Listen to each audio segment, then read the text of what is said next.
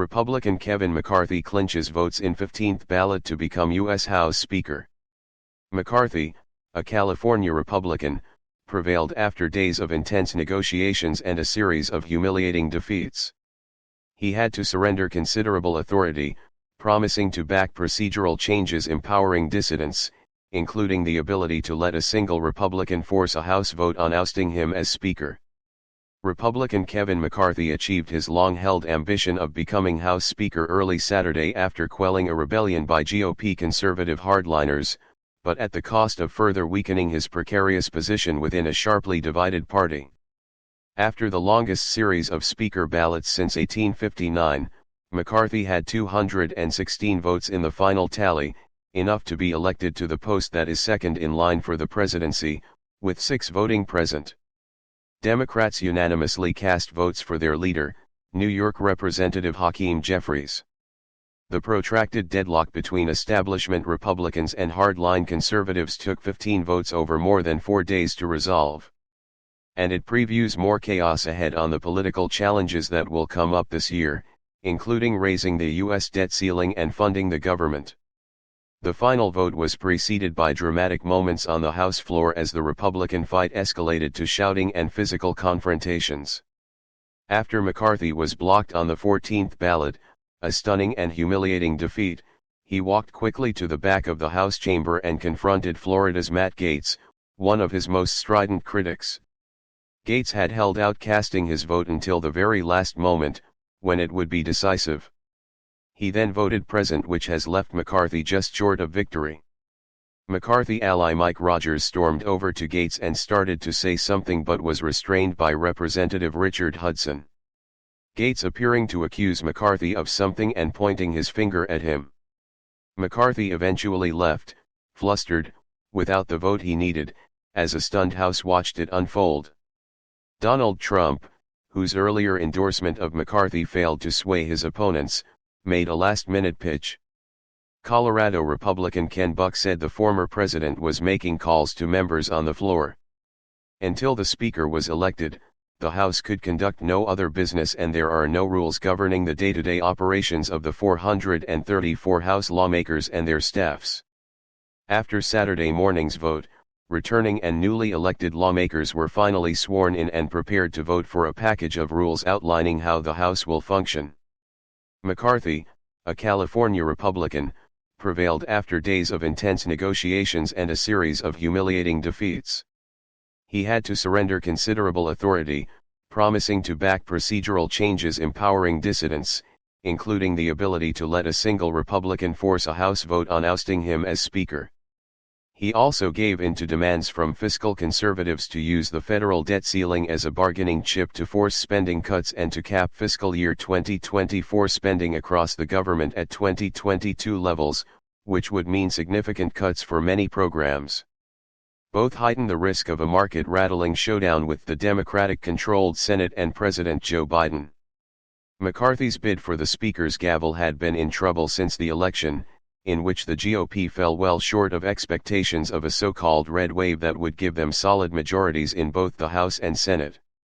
They won the House, but it's there that the struggle over the direction of a party is playing out most vividly. Republicans are divided between members from swing districts who have to court independent voters and hardline conservatives with safe seats who've adopted Trump's populist agenda.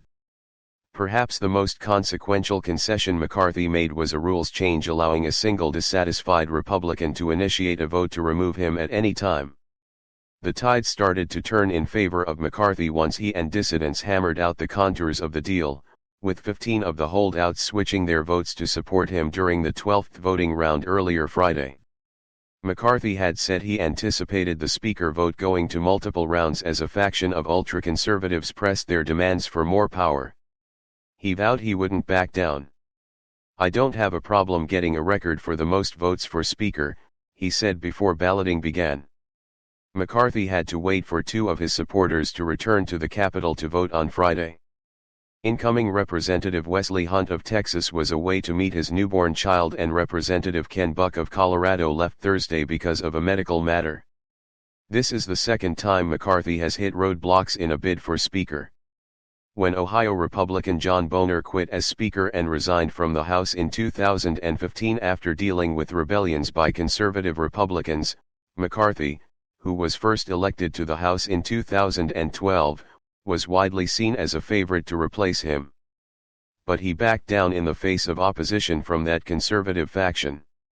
McCarthy, 57, spent much of last year trying to win over a faction of conservatives who had a list of grievances about House rules, ire over compromises with Democrats, and a lack of trust in the Californians' claim to conservative credentials. Arizona Representative Andy Biggs, one of the leaders of the revolt, said earlier in the week that McCarthy has a history that is off-putting to some people.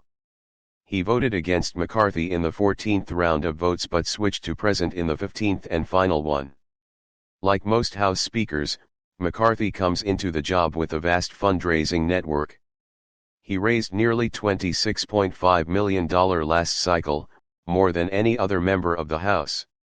And the McCarthy-aligned Congressional Leadership Fund Super PAC raised nearly $260 million. Of the 20 hardliners that opposed McCarthy in the first 11 ballots for the speakership, 14 of the holdouts received some of the largest from McCarthy's fund. But notably, some of McCarthy's most fervent detractors, including Representatives Lauren Boebert of Colorado and Matt Gaetz of Florida, didn't receive any funds from McCarthy's PAC. He voted against McCarthy in the 14th round of votes but switched to present in the 15th and final one. Like most House speakers, McCarthy comes into the job with a vast fundraising network.